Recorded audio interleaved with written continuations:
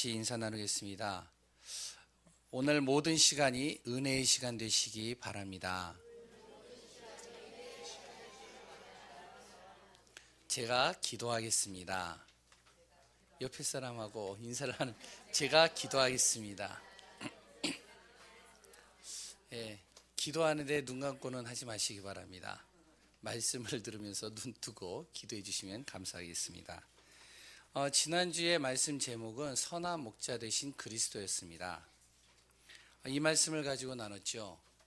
그리고 지난주에는 신방이 있었고, 또한 신방하는 가운데서 몇몇 분들에게 또 전화가 오고, 또한 한 분 한 분들과 같이 포럼하는 가운데 몇몇 성도님들이 그 포럼 속에서 직접적으로 간접적으로 강단의 말씀을 붙잡고 계시다는 것을 좀 이렇게 발견하게 되어졌습니다. 분명히 말씀은 성취되리라 믿습니다. 그 중에 어떤 한 분은 지난주에 눈에 문제가 왔나 봐요. 그래서 눈이 좀 약간 문제가 오니까 잘 안 보이니까 이번 주 강단 말씀이 떠오르더래요. 양과 같이 나에게도 목자가 필요합니다. 이렇게 기도를 했다라고 합니다. 분명히 하나님께서는 우리가 크고 중대한 많은 사역들도 중요하지만, 그래 또한 중요한 일을 하는 것도 중요하지만 말씀 속에 있는 것을 가장 중요하게 여깁니다. 지난주 말씀은 그리스도의 테두리 안에 있으면 된다. 그래 또한 그리스도의 말씀을 따라서 그 말씀에 따라가면 된다. 그 말씀을 또한 전달했습니다. 그리고 같이 나눴죠. 당장은 열매가 보이지 않습니다. 당장은 응답이 오는 것 같지도 않습니다. 그런데 결국에는 하나님의 역사는 반드시 일어납니다. 말씀의 언약을 잡았던 초대교회 성도들, 그리고 또한 성경의 모든 인물들은 말씀 속에서 하나님이 이루시는 것을 결국에는 다 고백하는 자리에 있는 것을 보게 됩니다. 우리 성도님들도 마찬가지가 된다라고 생각을 합니다. 분명히 말씀대로 응답이 따라올 것입니다. 기다리시면 됩니다. 어떻게 기다리냐? 말씀 잡고 내가 하는 일들을 하나하나 최선을 다해서 하다 보면 당연히 응답은 이루어지는 것을 보게 됩니다. 지난주 결론에서 그런 이야기를 드렸습니다. 우리는 언약의 백성인데 우리의 모든 하나하나들은 언약의 여정이다. 다시 얘기하면 삶에 있어서는, 과정에 있어서는 힘들 수도 있고 답답할 수 있습니다. 응답이 안 오는 것 같이 보일 수도 있고 좀 계속 문제가 오는 것처럼 보일 수도 있는 것 같지만, 결국에는 그 모든 것이 하나님께서 이루어 가시는 은혜요, 또한 성취될 말씀의 응답임을 고백하는 날이 분명히 있으리라 믿습니다. 저를 그렇게 움직이셨고요, 또한 우리 성도님들을 그렇게 움직이실 것입니다. 오늘 본문의 말씀도 마찬가지입니다. 말씀의 언약을 붙잡고 응답받는 귀한 분들 되셔야 되겠습니다. 하나님의 말씀은 과거와 마찬가지로 지금도 성취하는 말씀입니다. 믿으시기 바랍니다. 우리 자신이 하나님의 말씀을 우리의 상식적인 기준으로 이해하려고 하면 이해되어지지 않는 것들이 너무 많습니다. 그러니까 말씀을 잘 안 잡고 움직이는 경우가 많이 있죠. 이해가 안 되니까요.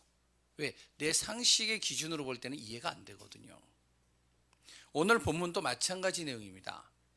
죽은 나사로를 살리신 그리스도 예수에 대해 설명을 하고 있죠. 이것이 믿어집니까? 진짜로요. 죽은 나사로가 살아났다. 도저히 불가능한 부분이 하나님이 역사하시면 가능하게 되고 기적이 일어날 수밖에 없다는 것입니다. 그러면 우리의 문제는 그리스도께 맡기면 된다는 것이죠. 이 사실이 진짜 믿어진다면, 죽음까지도 살리시는 그리스도, 그분이 나와 함께 하신다면, 그분께 내 인생의 모든 것을 맡긴다면 문제될 게 없겠죠. 그런데요, 그렇게 잘 되지 않는 겁니다. 왜? 내 상식의 기준을 가지고 볼 때는 도저히 납득도 안 되고요, 이게 믿어지지 않는 것이죠. 그러면서 미래가 불안하고요, 현실은 내 마음대로 되어지 않기 때문에 힘든 부분들을 많이 보는 겁니다. 오늘 본문에서처럼 예수님을 사랑하였던 마르다와 마리아도 믿지 못하는 것을 봅니다. 내용을 쭉 읽어보신 분들은 아실 겁니다. 마르다와 마리아가 안 믿어지는 거예요. 예수님이 분명히 다시 살아나리라, 너의 오라비가 얘기했는데요, 안 믿어지는 겁니다. 마르다는요, 다른 소리예요. 말세가 되면, 끝날이 되면 분명히 살아나리라고 내가 믿습니다. 예수님께서 또 얘기를 하죠.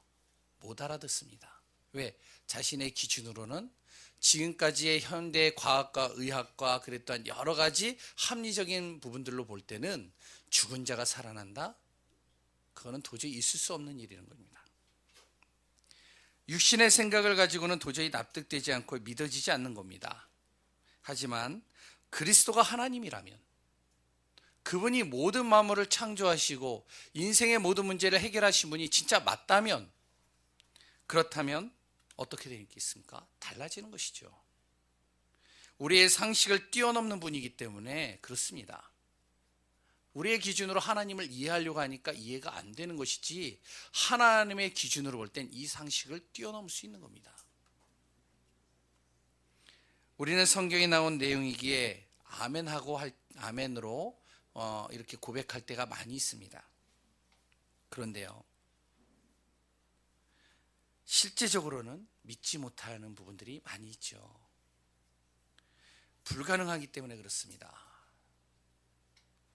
과학적으로, 의학적으로, 합리적으로 아까도 이야기 드렸지만 불가능한 일이에요. 눈먼 병자가, 그리고 또한 38년 된 병자가 고칠 수 있다, 치유되어진다, 지금의 현대 과학과 의학으로는 가능합니다. 그러니까 이거는 성경을 보면 그럴 수도 있겠다라고 생각이 될 수 있겠죠. 그런데 죽은 자가 살아났다, 이해되지 않는 겁니다. 그것도 오늘 본문의 내용에 보면은 죽어서 썩어 냄새가 날 정도라고 표현하고 있습니다. 그러니까 부패되어졌다는 것이죠. 몸이 부패된 거예요. 근데 이 부패되어진 몸이 살아난다? 그런데요, 그 불가능이 가능하게 된 것이 오늘 본문의 내용입니다. 그 광경을 보았던 모든 사람들이요, 그 사실을 보면서 놀래버린 거예요. 오늘 죽은 나사로가 살아난, 죽은 자를 살리신 그리스도, 이 제목을 통해서 또한 하나님이 우리에게 전달할 메시지를 붙잡고 한 주간 또한 우리의 삶 속에서 기도 제목 잡고 응답받는 귀한 분들 되시기를 소원합니다. 어떻게 이런 일이 일어날 수 있겠습니까? 그리스도 안에서는 불가능이 없기 때문에 그렇습니다. 그리스도로 오신 예수님은 영이신 하나님이 사람의 몸을 입고 이 땅에 오신 참 하나님이시라는 것이죠. 그리스도는 죽은 나사로를 살리는 정도의 기적을 뛰어넘어서 인생의 모든 문제를 완벽하게 해결하신 분이십니다. 어떤 문제예요? 먼저는 근원적인 불가능을 해결하신 분입니다. 다시 말해 인간의 근본적인 문제를 해결하신 분이라는 것이죠. 하나님 떠난 문제, 죄 문제, 그로 인해서 오는 저주와 재앙의 문제, 우리도 보이지 않게 오는 사망의 문제, 그리고 또한 사단의 문제, 근본적인 모든 문제를 해결하신 분, 그분이 그리스도라는 사실입니다. 그럴 때는 우리는 도저히 해결할 수 없어요. 우리의 저주, 이 한 가지만도 해결이 안 되잖아요. 재앙, 이거는 감당도 안 됩니다. 거기에다 딴 운명 사주팔자에 묶여있는 것들이요, 해결 안 됩니다. 거기에 묶여서 사는 것이죠. 거기다 보이지 않는, 우리가 도저히 납득되어지지 않는 그 사단의 권세, 이건요 우리의 힘으로 불가능한 일들입니다. 근데 이 불가능을 해결하신 것이죠, 그리스도께서요. 그로 인해서 근원적인 문제로 우리 가정과 가문을 무너뜨리는 오래된 문제를 그리스도께서는 완벽하게 해결하신 겁니다. 그리스도는요 불가능을 가능케 하십니다. 우리 가정의 가문의 오래된 문제, 사단의 문제, 저주, 재앙의 문제 완벽하게 그리스도께서 해결하셨습니까? 해결하셨습니다. 믿으시나요? 두 번째는요, 그리스도는 근원적인 문제, 근본의 문제만 해결한 게 아닙니다. 오래된 문제만 해결한 게 아니에요. 과거의 문제만 해결한 것이 아니라 현실의 문제까지도 해결하셨습니다. 요한복음에 나오는 가나안 혼인잔치, 우리가 계속 살펴보고 있잖아요. 그리고 또한 니고데모의 근심, 그렇게 말씀 따라가려고 하고 율법적으로 살려고 했고 나름대로 바르게 성실하게 살려고 했던 그 니고데모, 모든 사람에게 존경받고 모든 사람에게 인정받았던 그 니고데모, 그러나 자신의 문제는 아무도 모르게 혼자 근심 속에 있었던 니고데모, 나름대로는 육신으로는, 마음으로는 하나님의 법을 쫓아가려고 하는데 육신은 항상 죄에 머물렀던 자신의 모습, 아무도 모르는 감춰져 있는 비밀, 이 문제, 그리스도 예수 만나는 순간 완전히 자유함을 얻어버린 겁니다. 그리고 사마리아 여인의 문제, 메시지에서 들었잖아요. 완전히 밑바닥 인생입니다. 도저히 이제 희망이라고 보일 수 없는 그 인생, 그 인생이 그리스도를 만났어요. 자유함을 얻은 겁니다. 해방된 거예요. 자신의 인생의 모든 문제가 다 해결돼 버린 거예요. 그리고요, 38년 된 병자입니다. 나면서부터 38년 된 병자, 이 병자가 그리스도 만났어요. 자신은 베데스다 연못에 들어가기를 소원했는데 그리스도 만나는 순간 자신의 육신의 질병만 치유된 것이 아니라 죄 문제와 영적인 문제까지도 완벽하게 다 해결받은 겁니다. 의식주의 문제요. 예수님을 만나러 많은 무리들이 모였습니다. 5천 명 이상이요. 모여가지고 말씀을 듣는데 시간이 지나가요. 먹을 양식이 없어요. 배는 고파요. 그런데 예수님께서는 먹을 걸 가져다 주라고 그러죠. 이 사람들을 먹이려면 어마어마한 돈이 들어가요. 세계 렘넌트 대회가 8월 달에 진행이 되는데 몇 명이 모였냐면 거의 15,000에서 2만 명 정도의 렘넌트들과 또 많은 믿음의 사람들이 모였습니다. 이 오병이어의 기적을 일으켰던 이 시대에 사람들이 몇 명이 모였냐면 남자만 5천 명입니다. 그것도요, 남자라는 건 12세 이상이겠죠. 그 이하의 어린아이들은 숫자로 안 취급해요. 그랬던 여자분들은요, 숫자로 안 취급합니다. 유대인들의 그 기준이 그래요. 그럼 다 따지면 몇 명이나 될까요? 한 15,000명 정도 되겠죠. 그 인원을 다 먹이려면 이거는요, 무시 못하는 겁니다. 그런데요, 이 의식주의 문제를 어떻게 해결했죠? 그리스도 예수의 그 한마디로 완전히 해결해 버리신 거예요. 눈먼 병자. 그랬다 오늘 본문의 내용에 나오는 바로 누구요? 나사로. 예수 그리스도를 만나는 순간 어떻게 되어졌느냐? 현실의 모든 문제 속에서 자유함을 얻을 뿐만 아니라 그 문제를 완전히 해결받은 겁니다. 그렇다면 그 수천 년 전에 그 그리스도께서 지금은 역사하지 않느냐? 아니요, 역사합니다. 그리스도께서 영이신 성령으로 우리와 함께 하시는 겁니다. 그럼 그 성령께서 나와 함께 하시고 나의 인생을 인도하시기 때문에, 그렇기 때문에 그분은 지금의 나의 현실의 문제도 완벽하게 해결할 수 있다는 것이죠. 그러면요, 나는 불가능이지만 그리스도는요, 불가능하지 않은 겁니다. 세 번째는요, 다가올 미래의 문제까지도 해결한 겁니다. 미래를 생각하면 불안해요. 불안한 요소들이 너무 많습니다. 국내적으로나 국외적으로나 많은 불안 요소들이 있어요. 지금 북한과의 여러 가지 일로 인해서 불안하죠. 어제도 이제 신방을 하면서 그런 이야기들을 잠깐 나누더라고요. 그럴 수도 있겠다 생각되더라고요. 왜 강북보다 강남이 땅이 비싼지 아십니까? 왜 비쌀까요? 예? 피난 가기 빨라서. 강북은 다리 끊기면 못 건너가요. 그래서 강북보다 강남이 땅값이 비싸대요. 맞는지 안 맞는지는 잘 모르겠는데 그렇대요. 왜? 사람들이 불안하다는 거죠. 그것뿐입니까? 여러 가지 불안 요소들이 끊임이 없어요. 특히 이 장이동에 지금 이제 이사를 가야 되기 위해서 지금 많은 여러 가지 발품을 파시는 많은 분들을 봅니다. 우리 성도님들 중에도 있겠죠. 집이 없어요. 구할 집이요. 그랬던 집값은 천정부지로 뛰어버렸습니다. 아, 어떡하지? 그러니까요, 조마조마하고 불안해요. 혹시 여기도 예배 드리는 가운데 그 생각이 있지 않습니까? 당연히 없겠죠.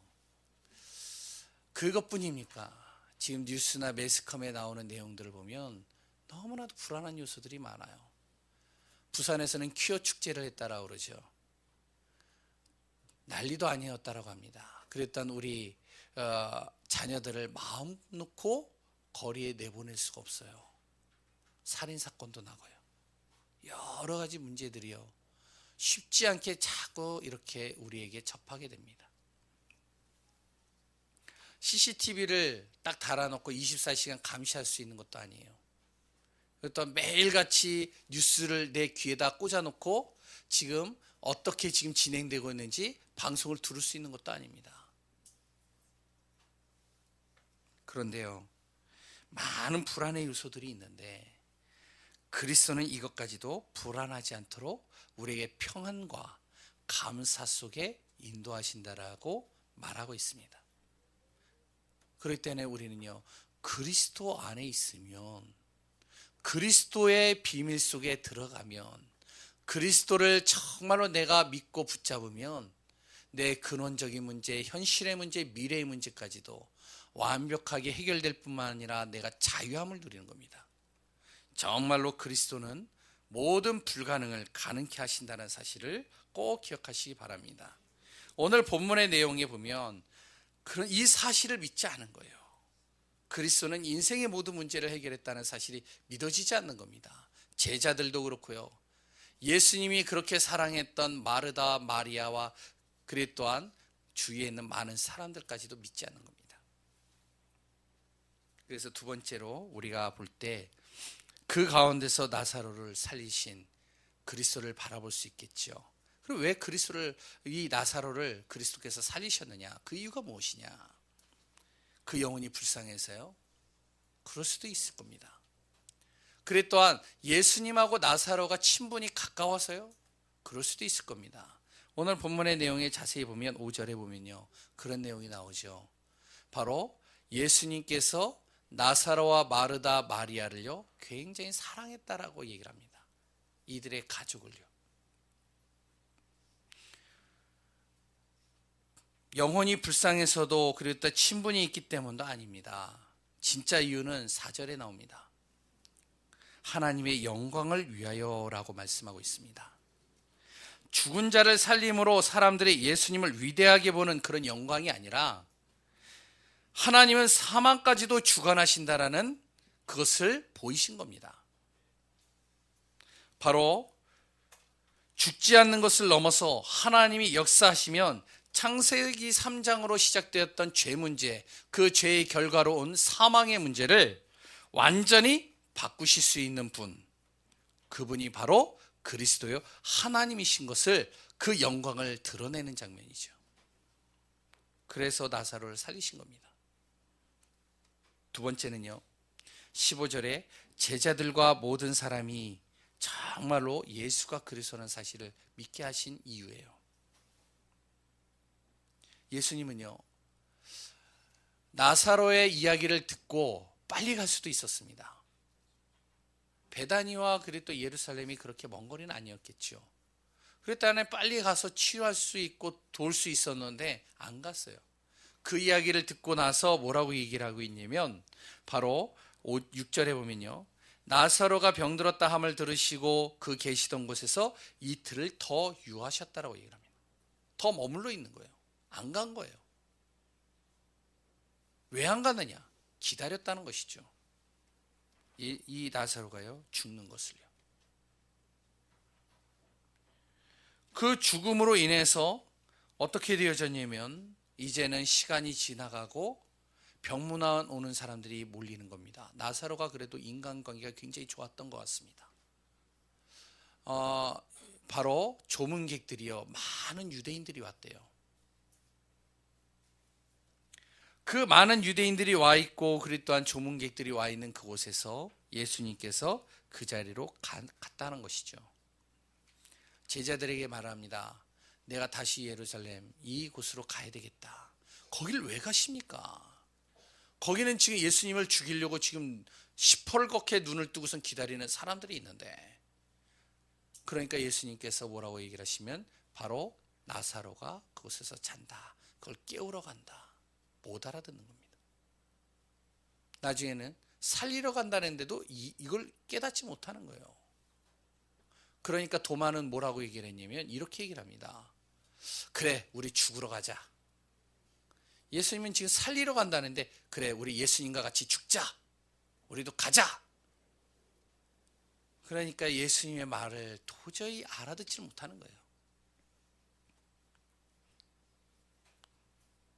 그러면서요, 그곳에 그 자리에 갔는데요, 어떤 일이 일어났죠? 바로 이 나사로를 예수님께서 살리는 장면들이 우리는 보여집니다.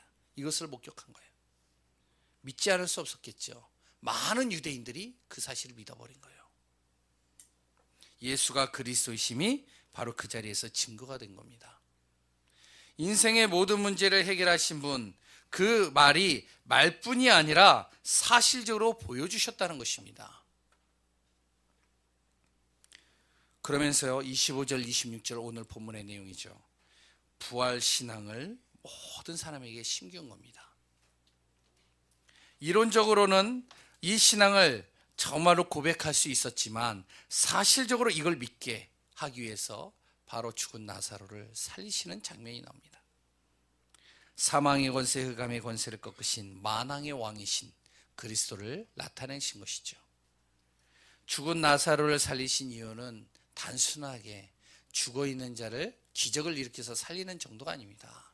이것을 통해서 하나님의 영광을 나타내고 이것을 통해서 예수가 그리스도인 것을 증거하는 가장 중요한 장면입니다.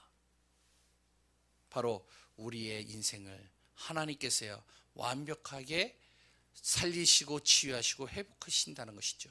죽은 자까지도 살리시는데요, 이 세상에 어떠한 문제를 해결할 수 없겠습니까? 그리스도 안에 있으면, 그리스도의 말씀이면 될 수밖에 없습니다. 지난번에도 제가 이야기했던 예화 중에 하나가 있죠. 말씀을 이렇게 전하러 다니다가 이제 좀 약간 알코올 중독에 있는 분이 계셨어요. 근데 이제 그분이 이제 나름대로 열심히 살려고 몸부림친 사람입니다. 근데 왜 알코올 중독에 걸렸냐면 아내가 다 도망가고 4명의 배달한 자녀들을 자기가 키워야 되는 거예요. 너무 힘든 거예요. 힘든데 첫째는 말을 안 듣죠. 둘째는 가출해서 나가가지고 행방이 묘연하죠. 그리고 또한 셋째, 넷째는 어떻게 키울 여력이 안 나죠. 힘든 겁니다. 그래서 술을 한 잔 한 잔 먹다 보니 알코올 중독에 걸렸어요. 그러다가 이제 저를 만나고 이제 말씀을 양육받고 있었는데 이분이 이제 어느 순간 이제 말씀을 안 듣기 시작한 거예요. 그래서 이제 나름대로 자기 인생을 살아간 거죠. 저는 계속 그 집에를 방문하고 없으면 항상 쪽지에다가 말씀 구절을 적어놓고 그리고 또 항상 기도하겠다라고 제 전화번호를 남겨놓고 그러고 옵니다. 어느 날 사건이 터졌어요. 둘째가 행방이 묘했던 둘째가 돌아왔는데 임신해서 온 거예요. 그 나이가 몇 살이냐? 중학교 2학년이에요. 이제 이 아버지가 하늘이 무너져 버린 거예요. 나름대로 열심히 키워보려고 했었고 나름대로 그래도 끝까지 이 자녀를 버리지 않고 자기가 끝까지 이 아이들을 키우려고 했었던 그 마음이 와르르 다 무너져 버린 겁니다. 그날 밤에 그 아버지가요, 제초제를 사놓고 술을 놓고 죽으려고, 자살하려고요, 딱 방에다 놓고 이제 죽으려고 하는 거예요. 애들 다 자고 있을 때. 그러다가 제가 항상 적어놨던 그 쪽지가 옆에 딱 이제 그 큰딸이 거기 옆에다 놔둔 거예요. 그 큰딸하고 계속 제가 다락방을 하고 있었거든요. 근데 이제 이 아이가 그걸 보고서 이제 아버지 방에다 놓은 거죠. 제초제를 먹고 술을 먹고 하려고 하는 그 찰나에 그 종이가 보인 거예요. 그 종이에 글이 딱 보인 겁니다. 거기에 적은 글이 마태복음 11장 28절이에요. 아직까지 제가 기억해요. 수고하고 무거운 짐진 자들아 다 내게로 오라. 내가 너희를 쉬게 하리라. 이 말씀을 딱 읽는 순간 이분이 펑펑 운 거예요. 그날 밤 몇 시냐? 11시 반인가요? 그때 저한테 전화가 왔어요. 그래서 찾아갔습니다. 복음을 전했습니다. 다시 힘을 얻었습니다. 지금도 전화상으로 제 전화번호의 맨 첫 번째 거기에 전화부에 있습니다. 이름이 강필성 씨예요. 강씨니까 처음이에요. 딱 아무도 모르시죠. 그러니까 제가 이름을 얘기를 할 수 있어요. 알면 얘기 안 해요. 근데 이제 이분이요 그 안에서 이제 다시 힘을 얻고 회복이 되어지는 겁니다. 죽으려고 했던 그 사람에게도 그리스도가 들어가니까 살아나는 거예요. 어떤 분은요 노숙 생활을 하다가 이분은 좀 자기가 그래요. 역마살이 꼈다고요. 역마살이 껴가지고 자기는 정처 없이 떠돌아다녀야 된대요. 자기 자녀를 집에다 두고 아내는 도망가고, 왜냐면 이분이 전과 몇 범인데 좀 약간 조직 폭력배 속에도 있었고요. 그랬더니 눈빛이 굉장히 살기가등등해요. 근데 이 사람이요 어느 날 자기의 인생이 하염없이 허무하더래요. 한강에 가가지고 뛰어내리려고 그 한강 다리를 올라갔대요. 올라가가지고 이제 뛰어내릴까 말까 하다가 그러다가 그래 지금 겨울이니까 지금 또 날씨도 춥대는데 이게 빨리 뛰어내려가지고 죽으면 괜찮은데 이게 추워가지고 너무 힘들면 어떡하지? 그래서 안 뛰어내렸대요. 그러고 나서 저희 교회로 온 거예요. 이제 노숙자니까 이제 돈 얻으려고 왔다가 이제 저하고 이제 마주친 거죠. 항상 전 교회에 있었으니까. 이분에게도 이제 똑같은 얘기를 했습니다. 저는 이제 노숙자들을 만날 때 하는 말이 있거든요. 당신의 인생을 바꾸고 싶다면 내가 항상 여기서 기다린다. 오시면 내가 당신의 인생을 바꿀 수 있는 답을 가르쳐 주겠다. 그런데 그렇지 않는다면 내가 가지고 있는 돈 몇 푼 안 되지만 이 돈 가지고 가시라. 분명히 가면 분명히 당신은 이걸 가지고 술이나 담배를 먹을 거라고 나는 확실히 믿는다. 그런데 이 돈 가지고 가시라. 그런데 당신의 인생을 바꾸고 싶다면 그렇다면 오시라. 이분이요 온 거예요. 왜? 죽으려고 하는 마음이니까. 한번 그래도 들어보자. 이분이 저하고 3년을 했습니다. 한 번도 시간을 안 어겼어요. 노숙자는요 시간 어깁니다. 자기가 얘기한 시간도 몰라요. 어떨 때는 한 분이 와가지고 저하고 이제 예 알겠습니다 그랬는데요. 다음에 또 왔어요. 와가지고 지난번에 왔잖아요. 그랬더니 예 여기 처음인데요. 뭐가 처음이냐고. 예전에 내가 이렇게 얘기하고 돈을 얼마 주고 그러고서 당신 이렇게 하지 않았냐. 그런 적이 있었냐고. 죄송하다고 몰라봐서. 다 몰라요. 근데 이분은요 시간을 정확하게 지켜요. 그리스도를 만났습니다. 그리스도를 만나고 이 사람의 인생은 처음으로 180도 싹 바뀌었습니다. 그리스도는요 인생의 모든 문제를 해결합니다. 죽음까지 사망의 권세까지도 이기신 그분이 우리의 인생의 문제 해결하지 못하겠습니까? 그럼 왜 해결해야 되겠습니까? 하나님의 영광을 위하여. 예수가 그리스도인 것을 증거하기 위해서 하나님은 지금도 하나님의 일들을 우리를 통해서 이루어가고 계시다는 사실을 꼭 기억하시기 바랍니다.